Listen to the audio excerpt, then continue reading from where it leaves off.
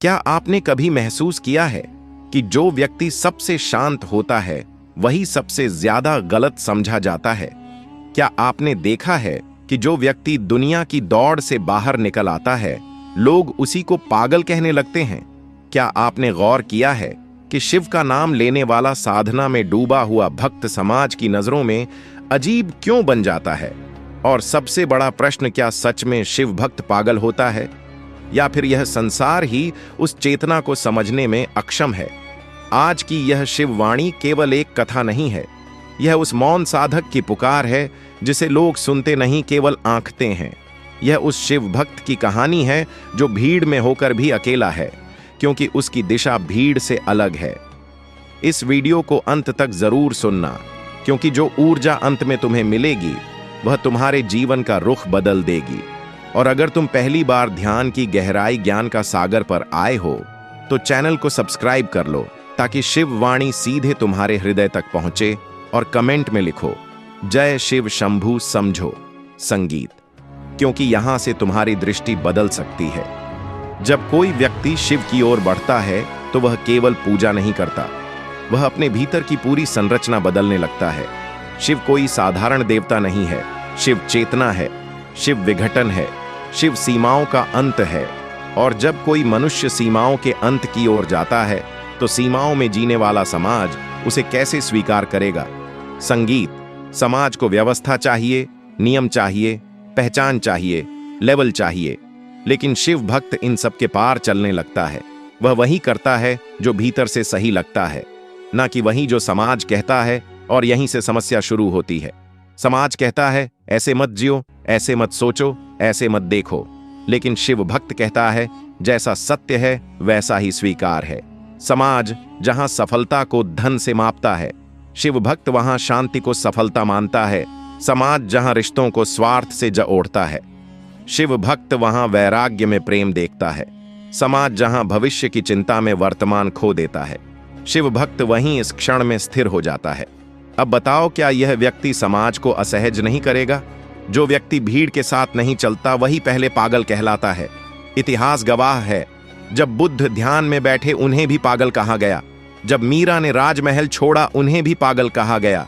जब शिव स्वयं शमशान में बैठे तो देवताओं तक ने उन्हें समझने में समय लिया, क्योंकि संसार को सजावट पसंद है, लेकिन शिव को निर्वस्त्र सत्य। शिव भक्त धीरे धीरे बाहरी सजावट छोड़ने लगता है। उसे दिखावा नहीं चाहिए, उसे प्रमाण नहीं चाहिए, उसे स्वीकृति नहीं चाहिए।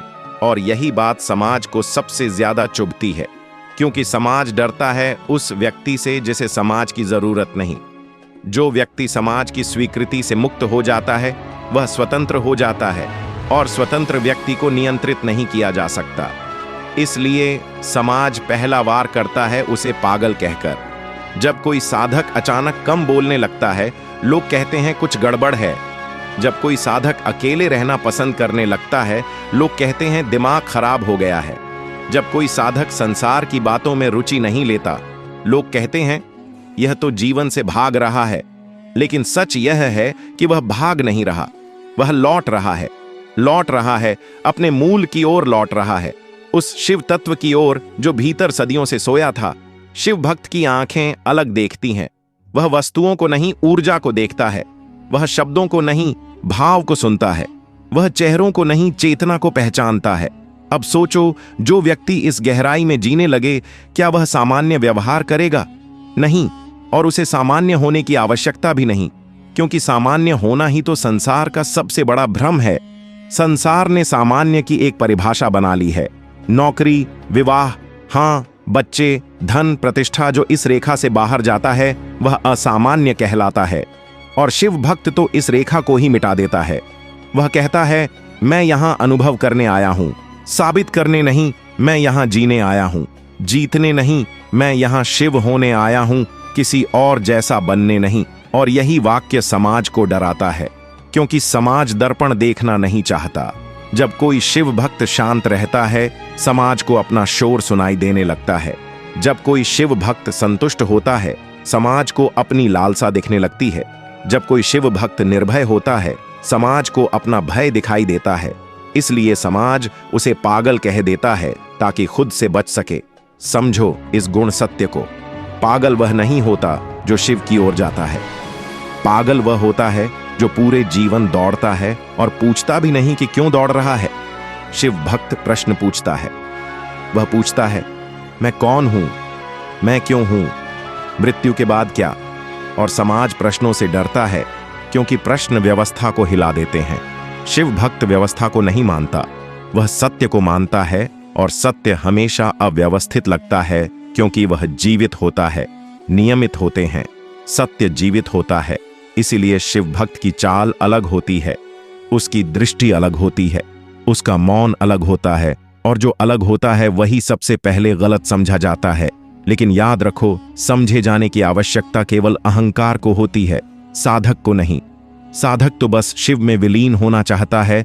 और जब कोई व्यक्ति विलीन होने की ओर बढ़ता है तो उसकी पहचान टूटती है। नाम पद भूमिका सब धीरे धीरे गिरने लगते हैं। और समाज पहचान से ही तो लोगों को पहचानता है। जब पहचान ही ना बचे तो समाज भ्रमित हो जाता है।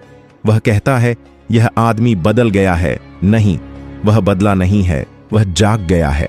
और जो जाग जाता है वह सोए हुए लोगों को पागल ही लगेगा। ये नियम है शिव भक्त को। संसार इसीलिए गलत समझता है क्योंकि वह संसार से बड़ा कुछ देखने लगता है। और संसार को यह स्वीकार नहीं कि उससे बड़ा कुछ भी हो सकता है। अब समझो, साधक के व्यवहार में जो परिवर्तन आता है वह अभिनय नहीं होता, वह परिणाम होता है। जब भीतर कुछ टूटता है तो बाहर का ढांचा अपने आप बदल जाता है। शिव भक्ति कोई विश्वास प्रणाली नहीं है, यह चेतना की क्रांति है। और हर क्रांति पहले व्यक्ति के भीतर होती है। जब साधक साधना में उतरता है तो सबसे पहले उसका मन असहज होता है क्योंकि मन को नियंत्रण पसंद है और शिव नियंत्रण नहीं है। शिव तो विस्तार है, विसर्जन है, विलय है। मन कहता है सोचो, योजना बनाओ, भविष्य तय करो। शिव कहते हैं देखो, अनुभव करो, इस क्षण में जियो। अब जो व्यक्ति मन से हटकर जीने लगे उसका व्यवहार समाज को अजीब लगेगा ही। वह अब हर बात पर प्रतिक्रिया नहीं देता, वह हर अपमान पर लड़ता नहीं, वह हर प्रशंसा पर फूलता नहीं। लोग कहते हैं इससे कुछ फर्क ही नहीं पड़ता। हाँ, फर्क पड़ता है, लेकिन अब भीतर बाहर की घटनाएं अब उसकी चेतना को हिला नहीं पाती। और यह स्थिति समाज को असहज करती है क्योंकि समाज प्रतिक्रिया से चलता है। क्रोध पर क्रोध, लालच पर लालच, भय पर भय। लेकिन साधक उस चक्र से बाहर निकलने लगता है। वह देखता है कि क्रोध उठ रहा है, लेकिन वह क्रोध नहीं बनता।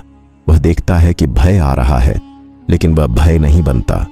अब सोचो, जो व्यक्ति अपने भावों को देखने लगे, क्या वह सामान्य व्यवहार करेगा? नहीं, वह अब अभिनय नहीं करेगा, वह अब झूठी मुस्कान नहीं पहनेगा, वह अब दिखावे की सहमति नहीं देगा। और यही वह क्षण है जहां समाज उसे असहज मानने लगता है। लोग कहते हैं पहले जैसा नहीं रहा। सच यह है कि पहले वह नकाब में था, अब निर्वस्त्र है। पहले वह भूमिका निभा रहा था, अब साक्षी बन गया है। शिव साधना का पहला प्रभाव यही है। साक्षी भाव और साक्षी भाव वाला व्यक्ति खतरनाक होता है व्यवस्था के लिए, क्योंकि वह बहता नहीं, वह देखता है। वह अंधविश्वास नहीं करता, वह अनुभव करता है। वह परंपरा को आंख बंद करके नहीं मानता, वह उसकी आत्मा को पहचानता है। और जब कोई व्यक्ति देखने लगे तो है और वास्तविकता हमेशा असुविधाजनक होती है। अब धीरे धीरे साधक के भीतर मृत्यु का बोध गहराने लगता है। वह जानने लगता है कि सब अस्थाई है, यह शरीर भी, यह नाम भी, यह रिश्ते भी। और जब मृत्यु स्पष्ट दिखने लगे तो जीवन की प्राथमिकताएं बदल जाती हैं। वह अब छोटी बातों पर ऊर्जा नहीं गवाता, वह जानता है यह समय सीमित है। अब जो व्यक्ति सीमित समय को समझ ले, क्या वह व्यर्थ की दौड़ में भागेगा? नहीं। और समाज उसे आलसी, पलायनवादी, पागल कह देगा। लेकिन सच ये है कि वह समय का सम्मान करने लगा है। शिव भक्त का पागलपन दरअसल उसकी स्वतंत्रता है। नहीं जा, नता और मैं नहीं जानता कहना सबसे बड़ा विद्रोह है, क्योंकि समाज सिखाता है हर चीज पर राय रखो, हर बात का जवाब दो, हर स्थिति में खुद को सही साबित करो। लेकिन साधक कहता है मैं देख रहा हूं, अभी निष्कर्ष नहीं है। और यही मौन समाज को परेशान करता है। अब साधक के भीतर एक गहरी विनम्रता आती है, लेकिन यह विनम्रता झुकने की नहीं होती, यह अहंकार के भार से मुक्त होने की होती है। वह अब किसी को प्रभावित करने की कोशिश नहीं करता, वह अब अपनी छवि को लेकर चिंतित नहीं होता। और समाज छवि से जीता है। सोशल सम्मान, सामाजिक प्रतिष्ठा, लोगों की राय, जब कोई व्यक्ति इन सबको महत्व देना छोड़ देता है तो समाज को लगता है यह तो खतरनाक है, क्योंकि जिसे समाज की राय से फर्क ना पड़े वह सच बोल सकता है, और सच हमेशा असुविधाजनक होता है। शिव स्वयं संगीत सबसे बड़ा उदाहरण है। वे राजा भी हैं और भिखारी भी, वे गृहस्थ भी हैं और वैरागी भी, वे देवताओं के देव भी हैं और श्मशानवासी भी। यह विरोधाभास अहंकार को तोड़ देता है, और जो व्यक्ति शिव को समझने लगता है उसके भीतर भी यह विरोधाभास उतरने लगता है।